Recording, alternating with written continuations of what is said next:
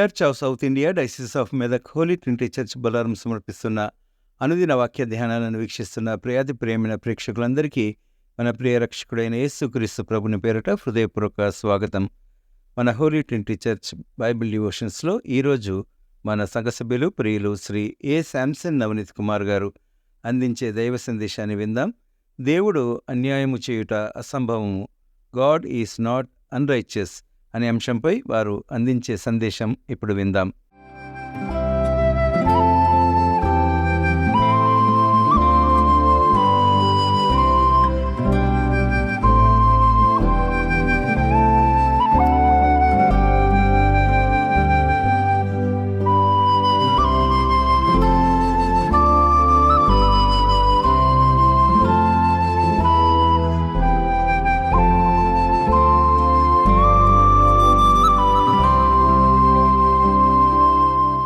Praise the lord.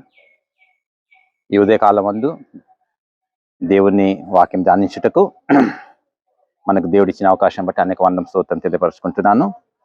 మరి యోబు గ్రంథంలో 34వ అధ్యాయము 10-11 వచనాలు. యోబు గ్రంథము 34వ అధ్యాయము 10-11. విజ్ఞానము గల మనుష్యులారా నా మాట ఆలకించుడు. దేవుడు అన్యాయం చేయుట అసంభవము, సర్వశక్తుడు దుష్కారం చేయుట అసంభవం.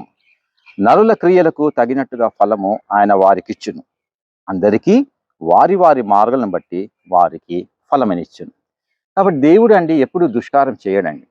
అది మన తప్పిదములు, మన పాపలను బట్టే ఆ క్రియలు అనేటి ఏవైతే ఉన్నాయో ఆ తగినట్టుగా వాటికి ఆయన ఫలం ఇస్తాడు. కానీ ఆయన దుష్కారం చేయుట అసంభవము, ఆయన అబద్ధము చెప్పుట అసంభవము, ఆయన మాట తప్పని వాడు. దేవుడు ఎల్లప్పుడూ మానవుల గురించి ఏమని ఆలోచిస్తాడంటే వీళ్ళందరూ శాంతితోనూ సుఖంతోనూ మంచి ఫలించి అభివృద్ధి చెందాలని ఉంటాడు. కానీ అపవాది ద్వారా మనం బలహీనలను చేసి ఆయన మనం భ్రమలను పెట్టి మనం పాపాల్లో పడిస్తూ ఉంటాడు. కానీ దేవుడు మాత్రము ఎప్పుడు కూడా సర్వశక్తుడు, ఎప్పుడు కూడా దుష్కారం చేయడండి. ఇప్పుడు రూతుని దానిలో మనం చూసుకున్నట్టయితే రూతులో 1వ అధ్యాయంలో అందులో మనము క్లియర్గా చూసినట్టే అది మనకు తెలుసు.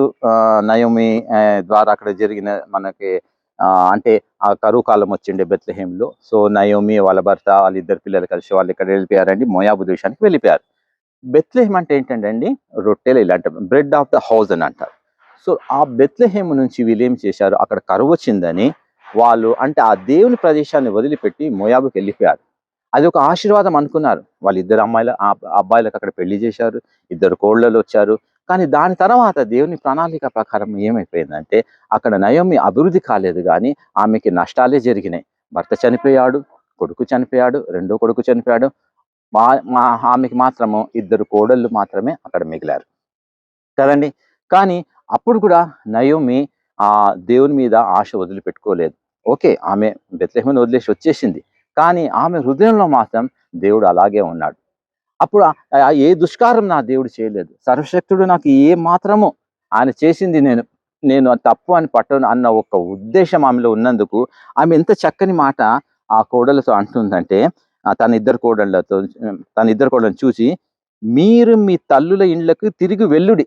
ఎందుకంటే అలాంటి ఆ మాట ఆమె చక్కగా ఆ 2 కోడళ్ళని అక్కడనే పెట్టుకొని వాళ్ళతో ఏమైనా బిజినెస్ చేయించుకొని ఆ మోయాబు దేశాన్ని అభివృద్ధి నేను పరచబడాలి, ఇంకా ఎందుకు నేను బెత్లెహేం వెళ్ళాలి, నేను అవమానం పొందినదాన్ని, నా భర్త పోయినదాన్ని, నా కొడుకులు పోయారు అని అవమానం పొందినదాన్ని నేను తిరిగి ఎందుకు వెళ్ళాలి అని అలా అనుకోలేదండి. ఓకే, వీళ్ళని కూడా రిలీజ్ చేద్దాం అనుకునేది. మీరు మీ తల్లుల ఇండ్లకు తిరిగి వెళ్ళుడి, చనిపోయిన వారి ఎడల నా ఎడలను మీరు దయ చూపినట్లు యెహోవా మీ ఎడల దయ చూపును గాక. ఇంకా ఆశీర్వాదంతో వాళ్ళిద్దరు కోడల్ని పంపాలని ఆమె ఒక ఆశీర్వాద వచనం వాళ్ళ పలికింది. అది దేవుడు ఆమెలో చూసిన ఒక మంచి హృదయం ఆమెలో దేవుడు చూశాడు. దాని తర్వాత దేవుడు ఆమెకి ఇచ్చిన ఆశీర్వాదం ఎంత బాగుంది చూడండి. ఆమె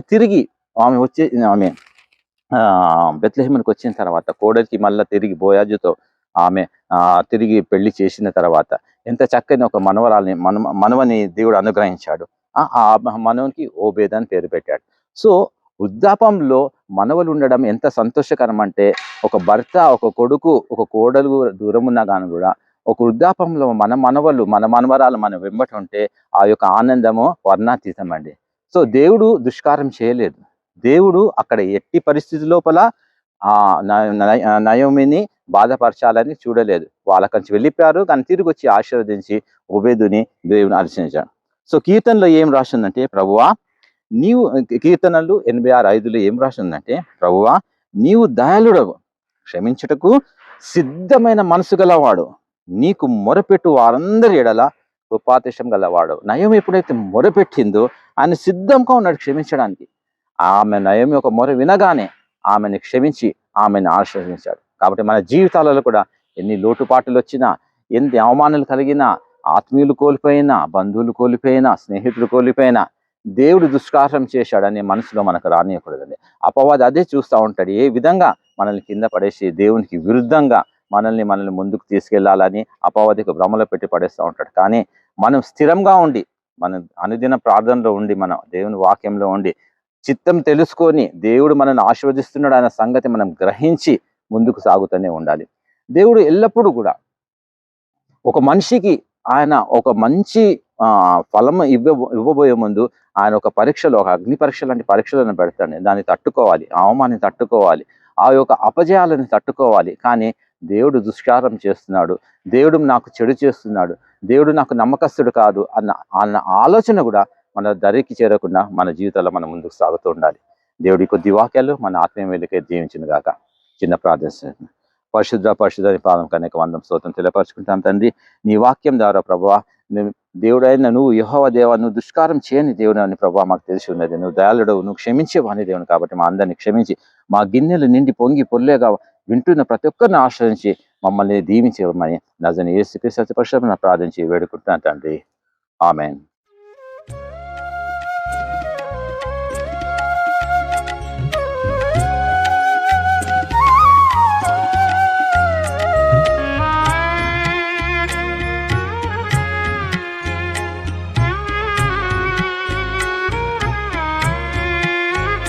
ప్రభువానే నిన్ను నమ్మి నిన్నాశ్రయించినాను, నరులేమి చేయగలరు, భయమేమి లేదు నాకు. ప్రభువానే నిన్ను నమ్మి నిన్నాశ్రయించినాను.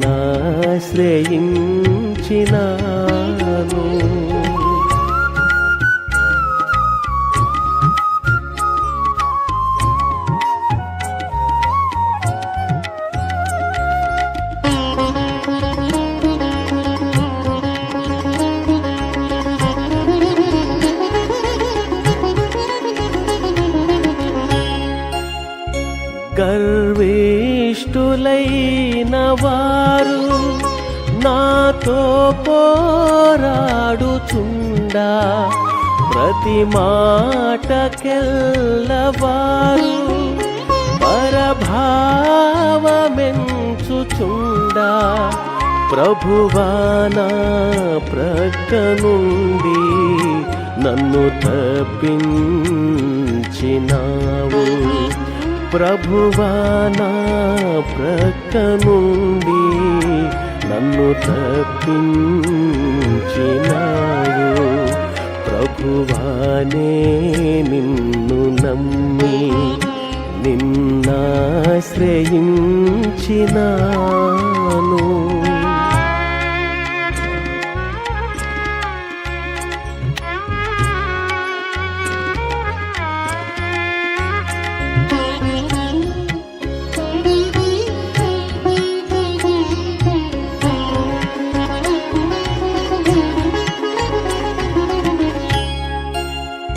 నేనెందు పోదుమన్నా గమనించుచుండువారు, నా వెంట పొంచియుండి నన్ను కృంగదీయనెంచా. ప్రభువా నా ప్రక్క నుండి నన్ను తప్పించినావు.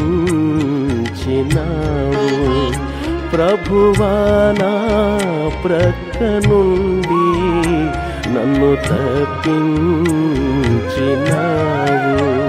ప్రభువానే నిన్ను నమ్మి నిన్నాశ్రయించిన